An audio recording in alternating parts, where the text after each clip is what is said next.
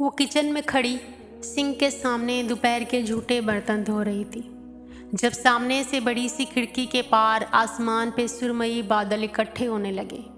وہ ابھی تک اسپنج پلیٹوں پہ مارتے ہوئے اس سیاہ فام لڑکی کے متعلق سوچے جا رہی تھی جس سے وہ گزشتہ کچھ دنوں سے اعتراض برت رہی تھی۔ عین بس کے ٹائم پہ اسٹاپ پہ جاتی اور بینچ پہ بیٹھنے کے بجائے ذرا فاصلے پہ کھڑی ہو جاتی۔ نہ تو دانستہ اس لڑکی کو دیکھتی اور نہ ہی قریب جاتی۔ معلوم نہیں کیوں اسے اس سے اور اس کی سیاہ جلد والی کتاب سے خوف محسوس ہونے لگا تھا۔ بادل ذرا گرجے تو وہ چونکی۔ نیل گوں سنہری شام پہ ذرا سی دیر میں چھایا ہو گئی تھی۔ بجلی چمکی اور یکایک موٹی موٹی بوندیں گرنے لگی۔ محمل نے جلدی آخر برتن دھو کر ریک میں سجائے، ہاتھ دھوئے اور باہر لان کی طرف بھاگی۔ بارش دیکھ کر اس کا دل یوں ہی مچل جایا کرتا تھا۔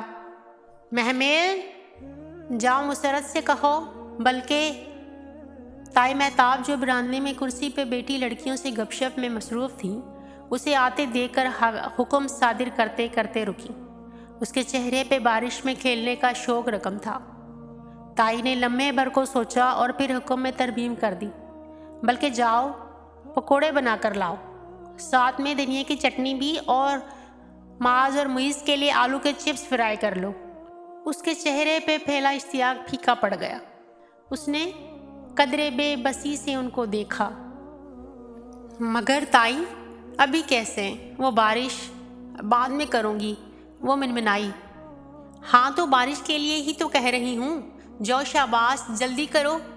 اور ندا، یہ سوٹ پھر تمہیں کتنے کا پڑا؟ وہ ندا کے دوپٹے کو انگلیوں میں مسل کر ستائشی انداز میں پوچھ رہی تھی۔ صرف 1,500 کا تائی، میں کل ہی آپ کو بھی لے چلتی ہوں، وہاں بہت اچھے پرنٹس آئے ہوئے تھے۔ آپ کا کمپلیکس تو ویسے ہی بہت فیئر ہے، آپ پہ تو ہر رنگ ہی کھل جاتا ہے۔ وہ آپس میں مصروف ہو گئی تھی۔ محمل پیر پٹکتی اندر آئی، آلو چھیل کر کاٹے، بیسن گھول کر رکھا تو تب تائی مہتاب نے آواز لگائی، مکس پکوڑے بنا۔ فواد کو پیازوں والے پکوڑے بہت پسند ہیں۔ بھاڑ میں گئی ان کی پسند۔ اس نے زور سے چھری سلے پہ پٹکی۔ آلو قطلوں میں کاٹے تھے، اب پھر سے ان کو چھوٹا کرنا پڑے گا۔ مرچیں پیاز بھی کاٹنی پڑیں گی۔ شدت بے بسی سے اس کی آنکھوں میں آنسو آ گئے تھے۔ آج اماں بیمار تھیں، صبح سے بخار تھا، سو اگر وہ نہ کرتی تو مسرت کو بیماری میں اٹھ کر کرنا پڑتا۔ وہ نہ بھی نہیں کر سکتی تھی۔ پیاز کاٹتے ہوئے اس کی آنکھوں سے آنسو نکلتے گالوں پہ پھسل رہے تھے۔ تبھی فواد ماں کو پکارتا کچن کے کھلے دروازے پہ ٹھٹک کر رکا۔ کھلی جینس پہ لمبا کرتا اور گردن کے گرد مفلر کی طرح دوپٹہ لپیٹے بھوری اونچی ٹیل باندھے وہ سر جھکائے کھڑی کٹنگ بورڈ پہ ٹک ٹک پیاز کاٹ رہی تھی۔ آنسو گالوں پہ چمک رہے تھے۔ محمل، وہ بے چین سا قریب چلا آیا۔ کیا ہوا؟ تم رو کیوں رہی ہو؟ میری مرضی، آپ لوگوں کو کیا؟ آپ لوگوں کو تو اپنے خانوں سے غرض ہوتی ہے۔ فواد کے دل میں جگہ بنانے کے سارے ارادے بھلا وہ ترخ کر بولی، پھر بھی کسی نے کچھ کہا ہے؟ یہاں کہتا کوئی نہیں ہے، سب حکم صادر کرتے ہیں۔ اس نے چھری والے ہاتھ کے پچ سے گال صاف کیا اور مجھ سے ابھی کوئی بات نہ کرے، میں بہت غصے میں ہوں، یا تو چھری مار دوں گی یا پکوڑوں میں زہر ملا دوں گی۔ اچھا، وہ پتہ نہیں کیوں ہنس دیا تھا۔ وہ رک کر اسے دیکھنے لگی۔ آپ کیوں ہنسے؟ کچھ نہیں، خیر بناؤ پکوڑے اور مکس والے بنانا۔ وہ اپنی پسند بتا کر لمبے لمبے ڈگ برتا باہر نکل گیا۔ اس کے آنسو پھر سے بہنے لگے۔ جانے کس بھول پن میں وہ یہ سوچ بیٹھی تھی کہ اگر وہ اس کی مٹھی میں آ گیا تو اس نے نفی میں سر جھٹکا۔